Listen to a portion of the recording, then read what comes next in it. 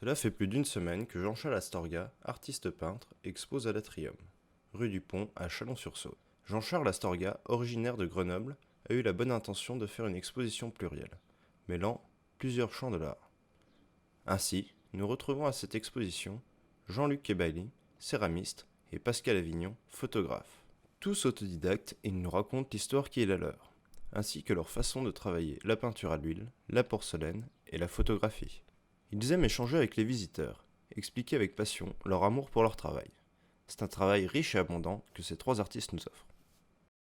Je m'appelle Astorga Jean-Charles, donc mes initiales ça donne AJC pour ma signature peinture. Et j'ai commencé à peindre en 2013, lors de ma retraite. Et j'étais inspiré par Agnès Michelin, artiste annolée. Je suis originaire de la région Dauphiné, Grenoble. Et puis j'y suis resté jusqu'à l'âge de 20 ans. Et ensuite, je suis parti sur région lyonnaise, Paris, tout ça dans mon métier qui était la restauration, hôtellerie. J'ai fait du dessin, de toujours, étant gamin, quoi. Et par contre, après, pour le côté artistique, lorsque j'ai commencé à vouloir peindre, je me suis adressé donc à cette personne, Agnès Michelin, qui m'a donné les bases pour poser mes couleurs et puis beaucoup de choses pour pouvoir peindre, créer un tableau.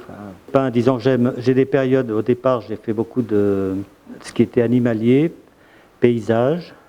J'ai une prédilection pour tout ce qui est les bâtiments, les perspectives, tout ça. Et après, là, en ce moment, je repars sur une autre direction, tout ce qui est un peu l'espace, des choses un peu plus oniriques, on va dire. J'utilise pour peindre la peinture à l'huile et les pigments naturels et synthétiques. Je fais les mélanges moi-même et ça me permet, disons que je commence une base peinture à l'huile traditionnelle et je termine avec mes pigments pour donner cet aspect satiné. Oui, il y a pas mal de recherches niveau couleurs. Bon, ce qui n'est pas évident au départ, mais après on s'habitue très vite et on arrive à faire des mélanges pour obtenir justement des couleurs qui ne sont pas,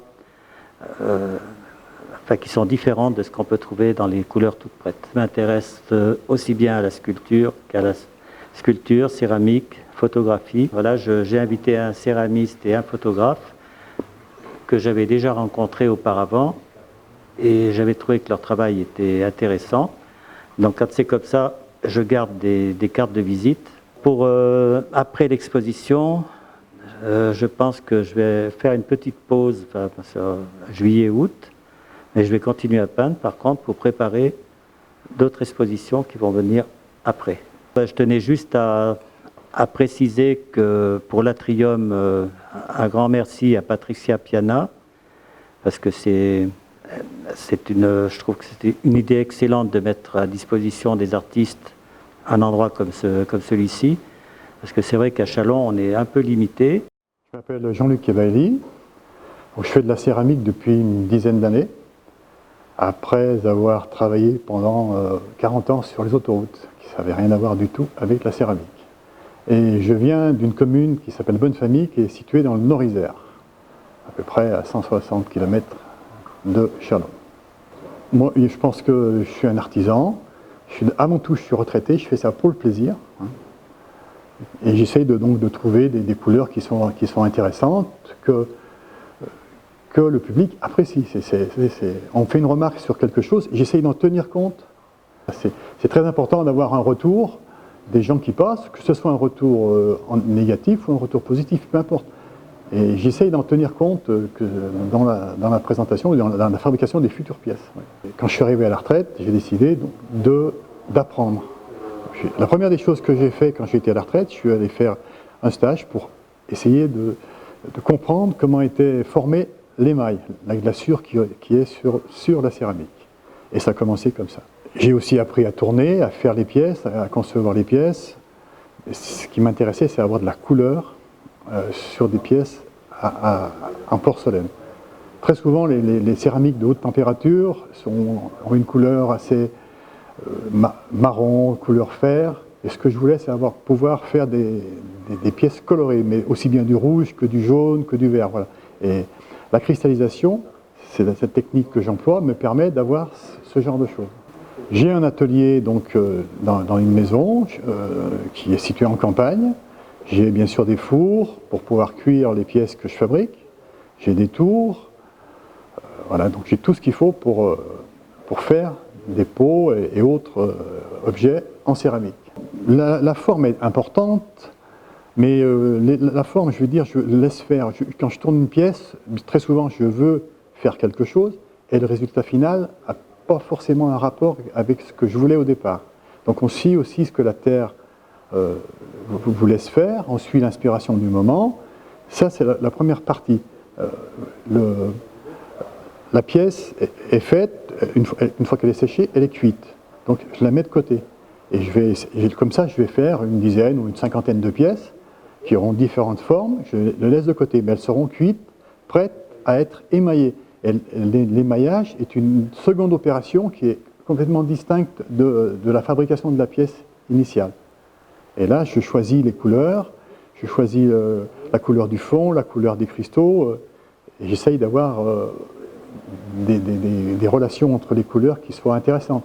C'est pour ça qu'avec les peintres, on parle un peu le même langage.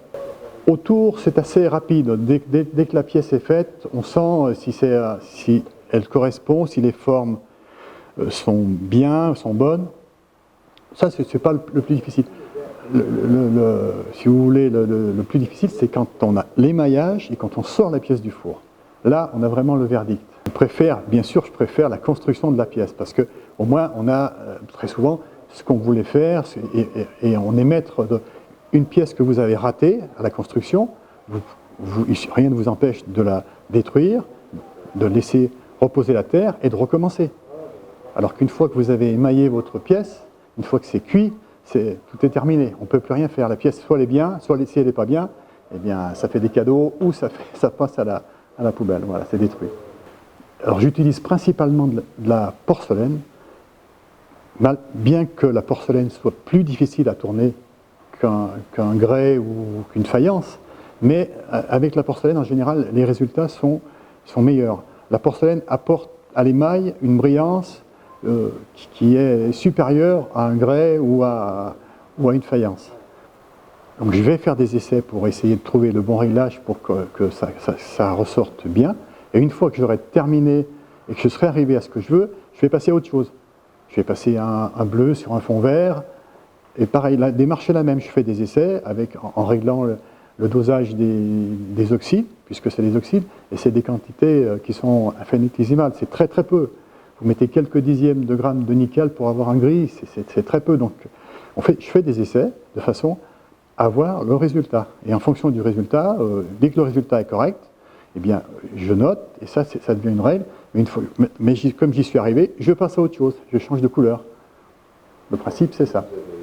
J'ai un atelier où j'ai beaucoup de tests. D'ailleurs, j'ai des rangées de tests c'est des petits tessons en porcelaine qui sont tous marqués avec ce que j'ai mis dedans, le contenu, les réglages que j'ai faits. Et j'en ai des centaines.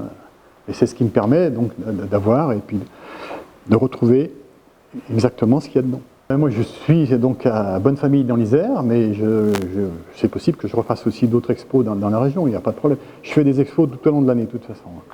Je m'appelle Pascal Avignon, j'ai 53 ans et je viens d'à côté du Creusot. J'ai toujours fait de la photo depuis tout petit, et puis j'ai fait une pause pendant 15 bonnes longues années.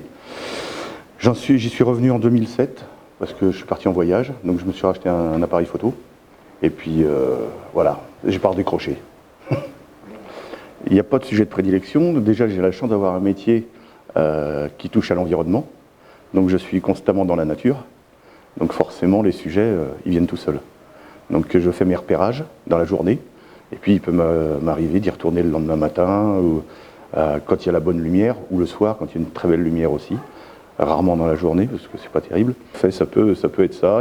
Ça peut être aussi un travail différent pour montrer un paysage différemment de ce qu'il apparaît, comme ce tableau qui est là derrière. Voilà, il y a un petit travail après à l'ordinateur Moins j'en fais, mieux je me porte. Mes sources d'inspiration, oui, c'est la nature en général.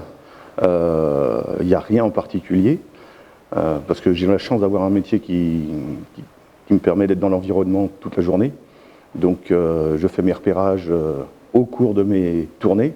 Et puis le lendemain, ou quand j'ai un jour de repos, des fois, quand la lumière est bonne, j'y retourne pour faire la photo. C'est pour aussi montrer qu'il n'y a pas que la ville, il y a aussi la nature. Même si je ne dédaigne pas faire des photos de temps en temps d'architecture, ça m'arrive, mais rarement. Rarement. Les endroits où je vais, c'est surtout le Morvan, puisque je travaille beaucoup dans le Morvan. Mais sinon, c'est quasiment toutes les photos que vous avez là, accrochées au mur, c'est tout en Saône-et-Loire.